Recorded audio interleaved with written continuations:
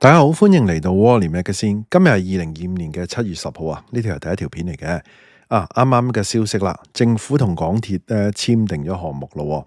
咁咧北環線嘅變局啦，咁採取咧內地嘅標準，同埋咧佢會簡化嗰啲批等等嗰啲程序，咁用埋內地嘅班底團隊添，咁用低工資內地嘅模式，咁咧哇嗰個成本大減30%可以。嗱呢樣嘢咧就會令政府其他項目咧應該都會跟噶啦。當然啦，私人發展商咧都好大機會啊，尤其是依家咧大家啲發展商咧好似等緊排隊爆煲咁樣嘅情況啦。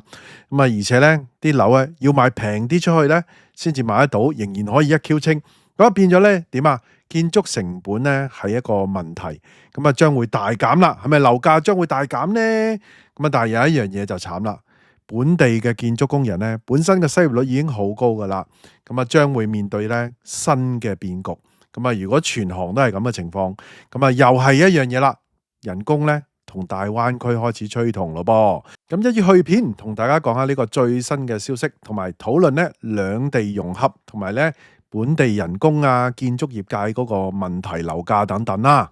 喺開始之前，希望大家免費訂閱我頻道、subscribe 我 channel、comment like 同埋 share 埋俾你朋友啊！如果可以嘅話咧，免費 join 埋我 Patreon 作為後備。行有餘力嘅話咧，可以喺 Patreon 嗰度咧每個月請我飲咖啡嘅噃。另外咧，我有一個最高級別嘅會員，有額外嘅內容啊，敏感嘅議題同埋一啲付費嘅內容俾大家嘅。多謝大家。引翻有線電視同埋 TVB 嘅報道啦。北環線嘅項目咧就其實引入內地嗰個標準同埋勞工添噶。話係咧會為咗咧降低個成本啦，大家都知啊，財赤等等嗰啲啦，其實私人發展商都係好需要呢樣嘢啊。但係咧，其實咧對於本地工人嚟講咧，係一個大嘅挑戰噶。講翻個新聞先啦。新聞提到咧，政府咧同港鐵簽訂呢個協議咯。北環線嘅主線咧同埋支線咧，嗰個工程咧會用內地嘅方式啦，內地嘅標準同埋資源添噶。仲有咧用內地嘅班底啦。之前我都有講過噶。目標咧喺2034年之前咧通車嘅。造價咧仲可以咧低到314億添嘅，遠低原本嗰個預計嘅過千億嘅。哇，平好多，唔係平30%。原本預計過千億，依家314億啊！其實咧呢個真係會主旋律啲嚟噶咯。田北辰咧就講到，內地嘅工資水平咧同埋做法咧比香港快同埋平好多。呢個平嘅背後咧，其實係內地嗰個人工嘅低薪嗰個模式啦，係嘛？同埋嗰個質素批嗰個程序等等各方面咯。對於本地工人嚟講咧，即係我想話咧。呢個其實係一個壞消息嚟㗎，無可否認㗎。你話對於第日買樓平咗，係平咗係好消息啊。質素咧再討論啦，係嘛？如果咧內地嘅工人咧以低人工咁樣進入香港嘅市場，勞務市場咧係嘛？本地嘅工人咧嗰個薪金咧好大機會被拉低。查實咧依家已經被拉低咗。建築界咧，其實都大鑊噶，依家6.幾% 嘅失業率噶。但係咧，好多有工返，冇糧出啊嘛。之前我拍咗一集27個地盤冇糧出。其實咧，建築業界咧，其實都係即係大鑊之中嘅大鑊嘅。我見到依家係喺個香港嗰個經濟情況，而返緊工嗰啲咧，除咗冇糧出咧，就係開工不足啦。點搞咧？哇，有啲咧我睇拖5個月人工。其實咧有啲網民真係佢話咧。哇！喺香港5個月你冇糧出，能夠喺香港咁貴嘅生活個城市可以捱到過，可能都係有啲積蓄啊！講翻呢個啦，試想下咧，原本一個本地嘅技工咧，嗰個日薪可能咧有千幾蚊，我都知啊。其實咧，唔好講話依家嚟緊呢個大變革啦。之前咧已經係跌咗噶啦，即係紮鐵工人咧又話咩2800變咗1800啦，依家咧千幾，可能咧。內地工人咧一半都冇啊，甚至乎更少啊，可能5嚿水咁搞得掂咁樣都有知嘅。我聽過啲人講話300蚊，喂，緊唔緊要噶？你可以挑戰我噶，即係如果咧屬內地嗰啲地盤嗰啲咧，你話俾我聽幾多錢人工吓，我哋都唔知。但係咧，我識嗰啲內地朋友真係幾嚿水嘅啫。好啦，點樣同人競爭咧？如果你香港咁樣同內地咁樣競爭，長遠嚟講咧，呢種咧向下對齊啊，即係咧 downward alignment 啊。簡單嚟講咧，即係趨同啊，趨勢個趨嚇，相同嘅同，即係兩地融合嗰個啦。呢個都係一路都係啦。你睇睇方方面面喎，唔係淨係單方面喎，零售劈價、內卷競爭啊等等咧，全方位嘅喎。咁啊，可能咧會令到咧本地嘅藍領工人咧，佢嘅收入、福利等等咧，會受到壓力㗎啦，生活質素咧有機會下跌。隨住咧北環線引入咧內地勞工啦，同埋咧原來係管理班底都係啊。咁啊，本地嘅工人咧唔單止咧人工受壓啦，咁其實咧簡單嚟講咧，你係要直接同人哋競爭嗰個職位㗎啦，即係唔係淨係前線嘅地盤工啦，上面嗰啲啦，管理啊等等嗰啲啦。咁啊，之後會唔會連工程師啊等等嗰啲咧？係咪？嗱，新聞話咧，政府咧會用咧鐵路加物業嘅呢種模式。咁啊，港鐵咧負責咧314億嘅首階段工程噶，仲會喺咧新界西北咧起住宅同埋商業項目啦。咁啊，呢啲工程咧，如果大量用內地工人咧，咁啊本地嘅技術工人咧，個工作機會咧，肯定又再減少啦，係又再減少，因為而家已經少咗好多嘛。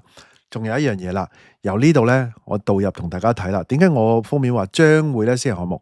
嗱，因為佢而家鐵路加物業啊，港鐵咧點解賺錢咧？因為佢上蓋有物業啊嘛，係咪？咁啊，依家咧連嗰啲住宅上面咧都係用呢種模式喎。咁啊，如果係咁樣嘅情況底下咧，咁其他發展商必定要跟㗎，因為如果唔係人哋啲樓咪平你好多咯。你仲係講緊6000蚊一尺啊？喂，人哋大陸嗰啲幾百蚊一尺就建築成本，我當你起到好似好密麻麻嘅，我講緊密麻麻嘅監控啊，密麻麻嘅 QC 啦，我當佢可能3000蚊俾多噶咯。如果係咁嘅情況底下，建築成本大跌啦，咁你其他地產商你咪貴眯埋眼，同樣嘅嘢，同樣配套，同樣地區，你貴人哋一尺貴3、4千蚊，咁你點賣咧？係咪？嗱，咁啊，講翻即係關心啲嘅工人啊，更加麻煩嘅係咧，內地嘅工人同香港工人嘅工作文化同埋嗰個要求係唔同嘅喎。原來咧，內地咧有一種叫做基建狂魔嘅模式㗎，咁啊講求快同埋效率啦，咁啊冇話啱唔啱嘅，嗱最緊要你個質素咧做翻到啦，係嘛？咁啊，但係咧香港嘅工人咧習慣咧有較高嘅勞工保障同埋咧工時嘅規範喎。咁當內地嘅工人湧入嘅時候咧，本地嘅工人咧可能要面對更長嘅工時、更低嘅薪金，同埋咧更加競爭嘅環境啦。嗱，咁我唔知會唔會話內地嘅工人嚟到香港咧會跟翻香港嘅文化咧？如果係全部跟足晒，咁使乜引入呢種內地嘅模式咧？咁啊點樣可以平到由1000幾億變咗300幾億咧？咁啊冇可能噶嘛，係嘛？咁啊呢場競爭咧，其實咧你要知道，唔單止係技術上面嘅，而且係講緊咧生活文化方式、工作條件全面嘅競爭、全面嘅比拼啦。嗱呢個咧，如果你再放大少少，又係啦，香港融入大灣區嘅一個過程啦。首先你要係競爭，你有翻個競爭力先係嘛？依家香港就冇競爭力，你咪見到依家咁樣嘅衰敗咯。咁啊點樣有競爭力？咪通過呢個磨合磨銅咯、催銅咯。咁啊，長遠咧，嗱嚟計咧，就即係磨合咗就好啲。咁啊，但係咧喺呢個時間咧，本地工人嗰個就業嘅穩定性咧，形成咗一個好巨大嘅挑戰啦。嗱，呢種咁嘅情況，唔知要磨幾多年咧，係嘛？可能短嘅幾年啦，長嘅我諗都係幾年啫。我諗係啊，政府咧同路政署話，內地嘅鐵路標準咧，大部分咧喺香港都適用嘅。咁啊，例如咧混凝土結構啦。鋼嘅結構同埋信號系統啊，咁啊，但係咧就因應香港嗰個颱風同埋地質咧，係需要作出一啲調整嘅。咁啊，路政署署長咧邱國鼎啊提到，香港咧有嚴格嘅風力同埋咧沉降需求，咁所以咧即係會喺內地嘅標準上邊咧微調嘅咋，微調唔係大調啊，因為大調你又即係變咗唔係用嗰樣嘢啦嘛，係嘛？佢話咧。唔使修例添嘅，咁啊，但係咧由路政署咧就專責審批，將個波咧交俾路政署啦。嗱，但係個問題係咧，內地嘅標準咧同埋香港嗰個實際環境咧，其實係咪真係咁容易融合到咧？咁香港嘅地質咁複雜，嗰個颱風個風險又咁大，咁啊內地嗰種咧又要快靚正，中國嘅速度、新質生產力係嘛？呢種模式咧，到底係咪完全可以套用得到咧？如果咧即係為咗嗰個成本壓力咧，喺安全標準上面咧作出妥協啊！嗱，一旦出事咧，後果可以好嚴重嘅。加上咧內地嘅管理啊同施工嘅方式咧，到底喺香港呢種監管嘅環境底下，會唔會有磨合嘅問題咧？咁呢啲值得咧大家咧深思，同埋咧要諗一諗嗰啲安全嘅隱憂嘅。咁我知道咧嗱，依家咧就直情話咧將嗰個即係批嘅過程等等咧，都係咧加快，令到佢更容易批。咁係咪鬆懈咗咧安全？咁啊，大家要即係要諗一諗。嗱，政府咧今次喺呢個北環線嘅項目咧，大推內地嘅模式啊，咁啊話要咧，仲要精簡流程添，要提升效率。嗱，提升嗱，咁即係以前冇效率啦，係咪咁講啊？定係以前咧要過分安全咧？定係以前太過安全到唔必要咁安全咧？定係大陸嗰種安全已經足夠咧？咁啊呢度咧，我好中意留白俾大家觀眾，因為觀眾好醒好叻嘅，留白俾大家咧。一個空間喺下底咧留言討論啊嚇。嗱，實際上咧其實係為咗壓低咧建築成本嘅。嗱，新聞提到咧北環線嘅造價咧，因為內地嘅標準同資源咧，新聞就講話可以慳2至3成，但係頭先咧就講緊314億喎，係嘛？其實咧就首階段啫喎，原來係因為314億咧，其實係大打咗一個折扣噶啦，係咪？咁啊，政府同埋港鐵咧都已經簽咗協議噶啦。咁啊，俾港鐵咧喺呢26公頃嘅土地上面咧，仲可以起埋咧，即係商業嘅項目添，同埋住宅嘅項目。嗱，咁啊，即係話大家咧，似乎如果你6000蚊一尺起好，依家3000蚊啊，或者2500咁樣，咁又有機會劈價噶咯。嗱，地又平咗啦，建築成本之前話硬住嗰度會搞到你蝕讓嗰啲，又平咗啦。咁起碼咧，發展商可以劈價買嘛。可以劈價賣，或者升咧，啲樓可能升3成，升幾倍咧，或者會唔會啊？即係我哋信噶嘛，我哋樂觀嘅啫，你悲觀啫，係嘛？但係咧，無論升跌都好，發展商咧嗰個成本低咗好多，佢起碼跌嘅時候，佢有得再劈落去，再撳落去。如果當時咧嗰個供應量咧大增嘅時候咧，絕對係劈落去啦，係咪啊？你供應量大增，你無端推幾多百萬大陸人過嚟咩？唔通依家已經係3成可以撐住噶咯？好啦，嗱，仲有咧390.5億嘅呢個地價嘅折扣添，平俾你添啊地價，即係咧將來咧要大規模咁樣咧推出市場又要平，係嘛？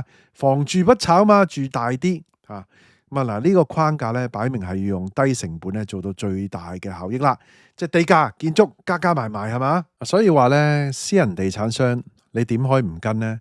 因為佢兩方面嘛，地價再加埋人工，咁啊平咁多嘅情況底下，咁嗱，你哋覺得佢私人地產商會唔會跟呢？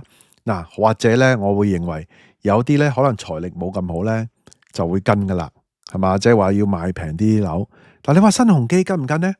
新鴻基可能跟，可能唔跟嘅喎，因為其實咧，佢唔跟新鴻基啲樓就會貴人哋一大截嘅咯。咁可能啲人想買質素，又買新鴻基咧，嗱，其實都係一個問題，問觀眾啊。如果啲樓第日貴一大截，新鴻基唔跟大陸嗰種標準，唔用大陸嘅人工嗰啲啊，等等諸如此類，貴一大截，你係咪會選擇新鴻基嘅樓啊？定係喂人哋嗰個平好多，可能平一半咁啊？你會點睇咧？係嘛？咁啊，真係咧留翻俾大家去選擇啦。甚至乎咧，會唔會新鴻基照跟呢種用內地嘅班底啊、內地嘅人工啊、內地嘅標準起樓？但係咧，啲人一樣買新鴻基嘅樓咧，係嘛？咁啊，可以賣平啲啊嘛，賣得多啲嘛，貨源輪轉啊嘛。咁啊，其實都係嗰個主旋律啦。嗱，北環線咧引入內地嘅標準同埋勞工啦，表面上咧其實都係慳咗即係成本啊，加快工程啦。如果我哋睇咧更加深一個層次，其實係等於一個政策轉向啦。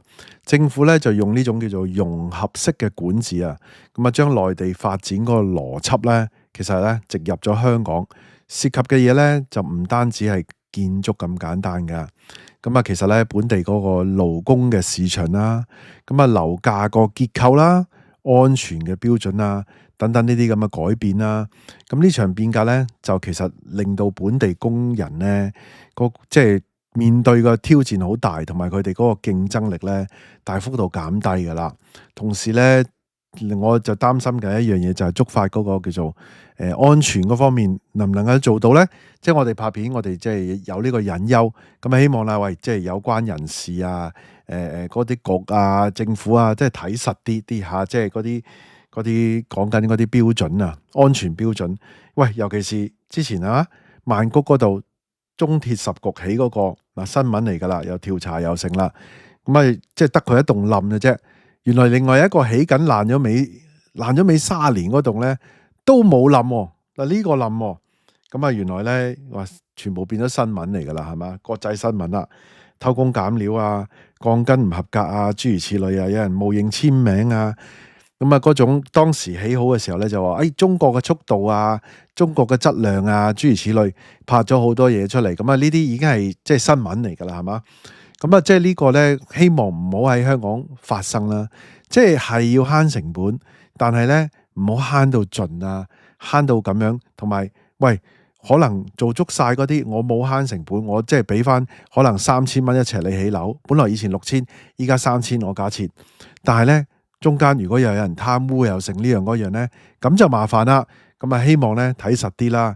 嗱咁啊，但係咧我比較憂慮咧，都係即係建築業界嗰啲工人啊，即係呢幾年即係兩地個趨同，大家人工咧，即係喺呢個界別咧，會更加崩堤得犀利啦。好啦，咁啊，今次嘅內容咧係咁多啦，大家有咩諗法咧？喺下底留言啦。大家都聽到嚟呢度啦，希望大家 like 埋呢條片啦 ，share 埋俾朋友，記得未 subscribe 嘅要 subscribe 埋啊，可以嘅話 join 埋我 Patreon啦。多謝收看，拜拜。